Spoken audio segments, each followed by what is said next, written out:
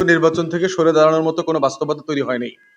আমরা বোধ করছি যে কমিশন অথবা প্রশাসনের আন্তরিকতায় খুব বেশি ঘাটতি আছে, এমনটা আমার কাছে বোধ হয় নাই।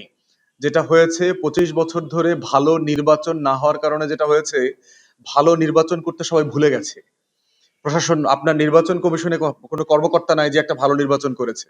মাঠ প্রশাসনের ডিসি, এসপি, টিএনও, ওসি কোনো কর্মকর্তা পাবেন না যার ক্যারিয়ারে সে একটা ভালো নির্বাচন দেখেছে।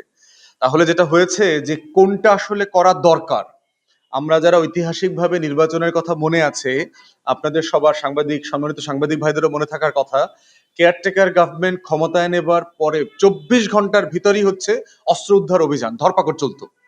সারা বাংলাদেশে এটা কমন প্র্যাকটিস ছিল। কিন্তু আপনি দেখেন গত 1 বছর ধরে যৌথ বাহিনী মাঠে আছে, ক্রিমিনাল, গ্যাংস্টার, অস্ত্রবাজরা সবাই এলাকায় মহল্লাতে আছে, সবাই দিব্যি ঘুরে বেড়াচ্ছে। আমার এলাকাতে একটা দলের একটা ইউনিয়ন সভাপতি, সে বাজারে উত্তেজিত অবস্থায় কথা বলতে গিয়ে তার কোমর থেকে, লুঙ্গির খোঁচা থেকে অস্ত্রটা পড়ে গেছে বাজারে সবার সামনে। তাহলে এই লোকটার কাছে যে অস্ত্র আছে পুরো এলাকাবাসী জানে, আমাদের পুলিশ জানে না, আমাদের গোয়েন্দা সংস্থা জানে না, আমাদের আইন শৃঙ্খলা বাহিনী জানে না। যদি না জানে তাহলে তো সে নির্বাচন করতে পারবে না।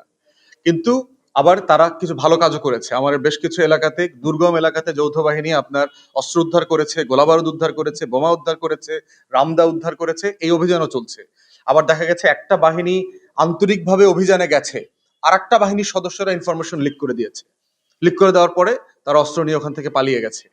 তো যেহেতু 3টা জেলার মোহনা আছে, ওখানে এই কমপ্লিকেশন আছে, পুলিশের জুরিসডিকশন আছে, জেলা পরিবর্তন হয়ে গেলে সে আর ওখানে দৌড় দিতে পারে না তার পিছনে, এটা আরেক জেলায় চলে গেছে। তো এই ঝামেলাগুলো আছে, বাট এখনো নির্বাচন থেকে সরে দাঁড়ানোর মতো বাস্তবতা তৈরি হয়নি সারা দেশে। বাট আমরা বোধ করছি প্রশাসন তাদের কাঙ্ক্ষিত রোল প্লে করবেন। প্রজাতন্ত্রের কর্মচারীদেরকে আমরা বারবার মনে করিয়ে দিচ্ছি, প্রধান নির্বাচন কমিশনাররা কিন্তু জেল খাটতেছেন। প্রজাতন্ত্রের সকল কর্মচারী মাথায় রাখবেন, কিন্তু ডিসি, এসপি, সচিব, পুলিশের আইজি, র্যাবের ডিজি সবাই কিন্তু জেলখানায় আছেন, ভুলে যাবেন না কিন্তু। 24ই কিন্তু দিন না, আরো দিন আছে কিন্তু। আপনারা যদি নাটক করেন, নাটকের পরের স্ক্রিপ্টের কথাও কিন্তু মাথায় রাখেন। ওই স্ক্রিপ্টের জন্য কিন্তু তরুণ প্রজন্ম সজাগ আছে।